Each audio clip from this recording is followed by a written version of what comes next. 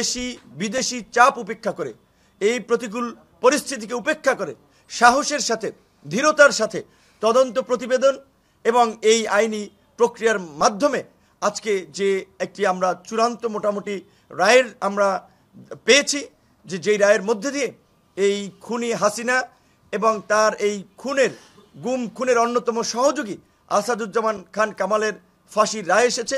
আমরা এটাকে স্বাগত জানাই। একই সাথে আমরা বলতে চাই যে আমরা শুধুমাত্র এই রায়ে আমরা সন্তুষ্ট নয়, এই রায়ের আমরা বাস্তবায়ন না হওয়া পর্যন্ত, চূড়ান্ত কার্যকর না হওয়া পর্যন্ত আমাদের মনে স্বস্তি তৈরি হবে না।